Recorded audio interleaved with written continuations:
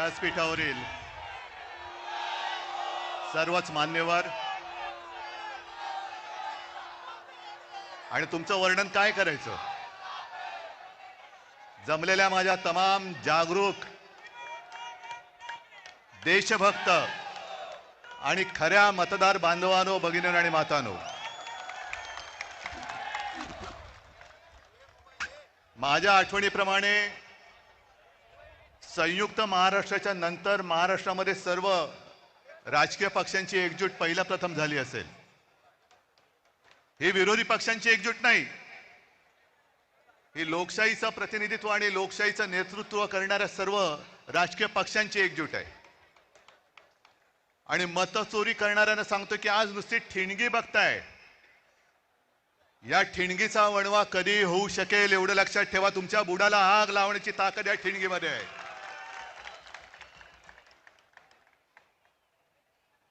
मध्यंतरी एक मी शब्द वापरला तो गाजला. कोणता शब्द तुम्हाला कळेल? शोलेमध्ये एक डायलॉग आहे, दूर गांव में जब आधी रात बच्चा रोता है तो माँ कहती है सो जा नहीं तो. तसं आज तुम्हाला सांगतोय की आता जागे झाल्यात, जागे राहा, नाहीतर ॲनाकोंडा आ जाएगा.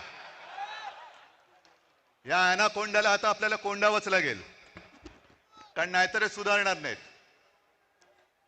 मला एका गोष्टीचं आश्चर्य वाटतं की एवढ्या सगळ्या धडधडीत पुरावे, आज राजनीती किती डोंगरच आहे तो, रोज कुठून ना कुठून तरी पुरावे येत आहेत, तरी सुद्धा आपले राज्यकर्ते आणि निवडणूक आयोग आणि यांची खाका, मी ॲनाकोंडा का बोलतोय, काहीतरी गंमत किंवा चेष्टा मस्करी करायची म्हणून नाही बोलत आहे. यांची भूक क्षमत नाही. आपला पक्ष चोरला, निशाणी चोरली, नाव चोरलं, अरे माझे वडील चोरायचा प्रयत्न करतायत आणि तेही पुरेसं नाही म्हणून आता मतचोरी करायला बघतायत. बाकी सगळे इकडे एकत्र आलेले आहेत, पण सत्ताधारी याच्यामध्ये कोणी आलेलं नाहीये. मुख्यमंत्री मध्ये म्हणाले की लोकसभेच्या वेळेला राजकीय म्हणजे आमच्या विरोधी पक्ष म्हणजे आपण कोणत्या मतदारसंघात कसा लाभ घेतलेला आहे याचा पर्दाफाश मी करेन. मी मुख्यमंत्र्यांना तुमच्या सगळ्यांच्या साक्षीने आव्हान देतो आहे की तुम्ही आमचा पर्दाफाश कराच, करूनच टाका एकदा. काय ते दूध का दूध, पाणी का पाणी.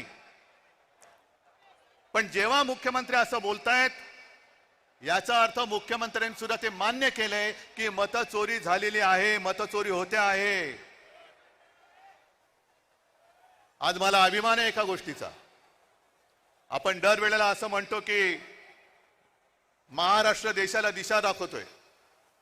आज संपूर्ण महाराष्ट्र आपल्या रूपामध्ये एकवटलेला आहे आणि तो देशाला दिशा दाखवतोय. मी तुमच्या सगळ्यांवरती आता एक जबाबदारी टाकतोय. तुम्ही सगळे, आपण बाकीचे आपले पक्ष वगैरे बाजूला ठेवून एकवटलेलो आहोत.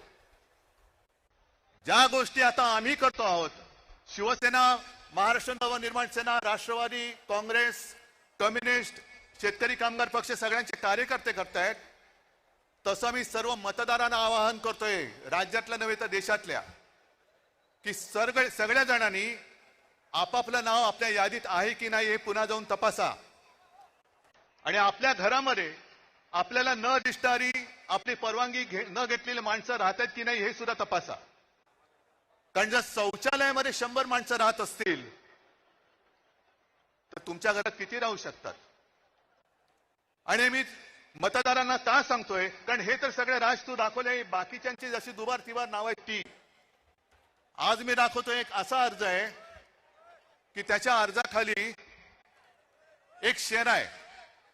तो शेरा पहिल्यांदा वाचतो, त्याच्यानंतर मी नाव वाचतो की सदर अर्जाबाबत अर्जदार, आता अर्जदाराचं नाव मी नंतर सांगतो, यांची भेट घेऊन सदर अर्जाबाबतची पडताळणी केली असता हा अर्ज आम्ही केलेला नाही असा अभिप्राय मिळाला आहे. त्या आधारे सदर अर्ज रद्द म्हणजे बाद करण्यात आलेला आहे. आणि हा अर्ज ज्याने अर्ज केलेलाच नाही, आपल्या नावाने ज्यांनी अर्ज तिकडे कोणी केला हे माहितीच नाही, त्या अर्जदाराने केलाय. आता हा अर्जदार शोधायचं कुठे? तर त्या अर्जदाराचं नाव आहे उद्धव बाळासाहेब ठाकरे. उद्धव बाळासाहेब ठाकरे या माणसाने हा व्हेरिफिकेशनचा अर्ज केलाय ऑनलाईन, जो उद्धव बाळासाहेब ठाकरेलाच माहिती नाही. त्याच्यावरती मोबाईल नंबर खोटा आहे. एक 2 दिवसापूर्वी मी बसलो होतो मातोश्रीमध्ये लोकांना भेटत. मला रवीने येऊन सांगितलं की निवडणूक आयोगाची माणसं आलेत. म्हटलं निवडणूक आयोगाची म्हणजे साधू संत येती घरा, तोची दिवाळी दसरा. आता दिवाळी झाली, दसरा झाला, हे कशाला आले? मग निवडणूक आली असणार.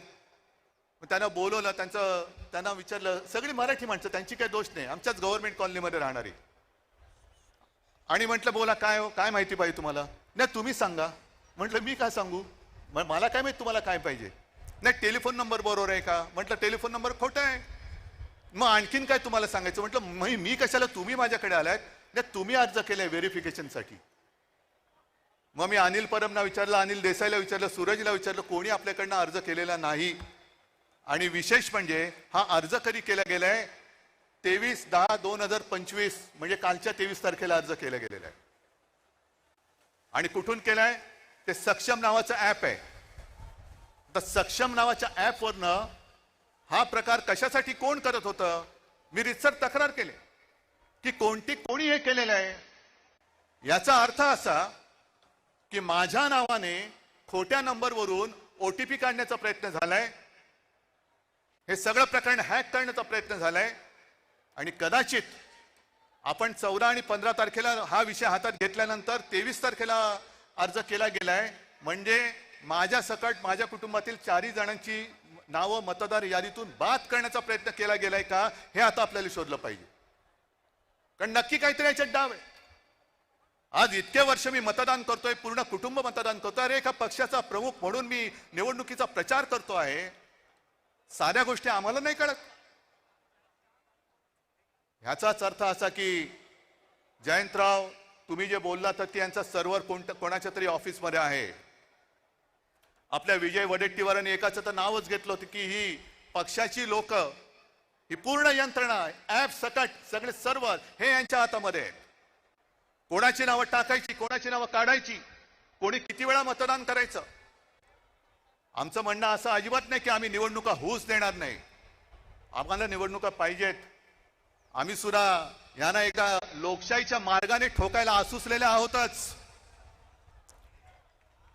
पण सदोष आणि चोरी करून तुम्ही जर का आधीच निकाल ठरवून निवडणुका घेणार असाल तर मग जनतेने ठरवायचे की निवडणुका होऊ द्यायचे की नाही.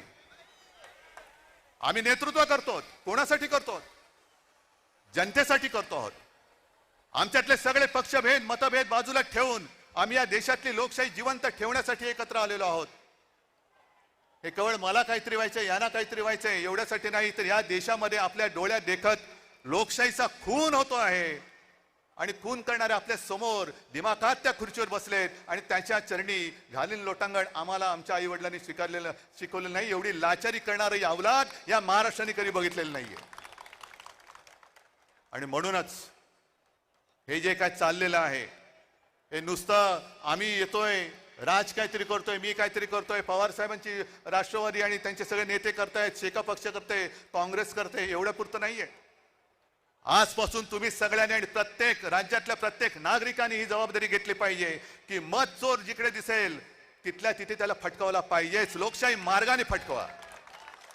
आता लोकशाहीचा मार्ग तुम्हाला माहिती आहे. आम्हाला कायदा हातात घ्यायचा नाहीये, पण कायद्याचा खोटा दांडुका जर आमच्या डोक्यात मारणार असाल तर त्या दांडुक्याचं सुद्धा काय करायचं हा सुद्धा निर्णय घ्यायला ही महाराष्ट्रातली जनता सक्षम आहे. परत एकदा सांगतो, आज ही सगळी एकजूट झालेली आहे. ॲनाकोंडा तर बसलेलाच आहे. मी मागे सुद्धा तुम्हाला आवाहन केलेलं आहे की जसजशी निवडणूक येईल तस तशी यांची दडपशाही सुरू होईल. आम्ही प्रामाणिकपणाने कायदेशीर मार्ग अवलंबतो आहोतच. येत्या काही दिवसात हे सगळे पुरावे घेऊन आपण न्यायालयात जाणार आहोत. बघू न्यायालयामध्येच तरी आपल्याला न्याय मिळतो की नाही याची सुद्धा परीक्षा होईल. निवडणूक आयोग तर तिकडे लाचार झालेलाच आहे. शिवसेनेची केस तिकडे सर्वोच्च न्यायालयात 3-4 वर्ष सुरूच आहे. पण आता मात्र आम्हाला न्याय पाहिजे. सगळे साक्षी पुरावे दिल्यानंतर आम्हाला आता न्याय मिळाला पाहिजे. आणि जर का त्या न्यायालयात न्याय मिळेल अशी आमची खात्री आहेच, पण नंतर जनतेचं न्यायालय या सगळ्या मतचोरांचं काय करायचं याचा निर्णय घ्यायला सक्षम आहे. तुमच्या मनगटामध्ये ताकद आहे का नुसतं आम्ही दोघं भाऊ बनून एकत्र आलोय म्हणून आता आपलं काम झालं? आम्ही एकत्र आलोय ते तुमच्यासाठी आलेलो आहोत.